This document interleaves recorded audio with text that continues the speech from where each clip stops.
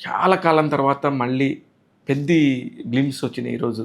తన జన్మదినం సందర్భంగా ఈరోజు విడుదల చేశారు. అంటే ఒక ఈపు మించి ఇసుక రాలుతా ఉంటే గనక ఎంత బ్యూటిఫుల్‌గా పిక్చరైజ్ చేయొచ్చో అనేది నాకు ఇందులో చూపిచ్చారు దర్శకుడు బుచ్చిబాబు సాన. ఆయన ఏం చెప్పి ఒప్పించారు, ఏం చెప్పి ఒప్పించారు అని చెప్పేసి ప్రతి ఒక్కళ్ళు అనుకుంటారు కానీ ఆయన ఏం చెప్పి ఒప్పించిన అవసరం లేదు. కథ నిజాయితీగా ఎలా తీస్తాడు. ఈ 2 విషయాలు బుచ్చిబాబు సానాలో చాలా ఎక్స్‌ట్రీమిటీ ఉంటాయి. చెప్పే కథలో గాని చెప్పే మాటలో గానీ, చూపించే విజువల్‌లో గానీ చాలా చక్కని నిజాయితీ ఉంటది. అది ఖచ్చితంగా కాపాడుతది. అందుకనే తన రెండో సినిమాకే 'రామ్ చరణ్' గారు లాంటి ఒక పెద్ద స్టార్‌తో పనిచేసే అవకాశం వచ్చింది. కానీ దానికి ముందు కారణం గూడా ఉండింది.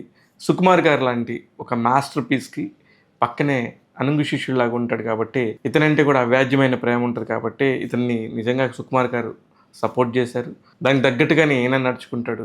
అంత పెద్ద టాలెంట్ ఇతనికున్న సంగతి అందరికీ తెలిసిందే. ఈరోజు 'పెద్ది గ్లింప్స్' గురించి మాట్లాడితే క్రికెట్ అంటే ఆట, ఇది కుస్తీ పోటీ అంటే చాలా కష్టం అన్నట్టుగా ఒకటుంటే, దేనిలో అయినా ఆటే ఇంపార్టెంట్ అన్నట్టుగా 'రామ్ చరణ్' గారు మాట్లాడారు. ఎంత బ్యూటిఫుల్ విజువల్స్ అంటే అంత బ్యూటిఫుల్ విజువల్స్. అంటే సినిమాని ఒక్కొక్క చిన్న విజువల్ రిలీజ్ చేసినప్పుడల్లా సినిమా గురించి నెక్స్ట్ లెవెల్‌గా ఆలోచిస్తున్నారు ప్రతి ఒక్క ప్రేక్షకుడు కూడా.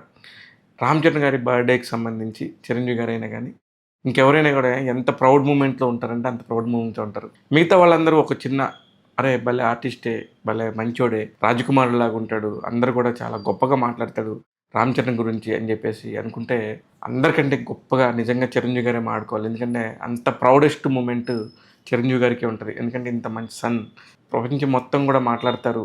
చాలా గొప్ప కుటుంబ విలువలున్న వ్యక్తి అని, అలాగే సినిమాలకు సంబంధించి ఎంత డెడికేషన్ ఉన్న వ్యక్తి అని చెప్పేసి 'రామ్ చరణ్' గారి గురించి ఎప్పుడూ మాట్లాడతారు.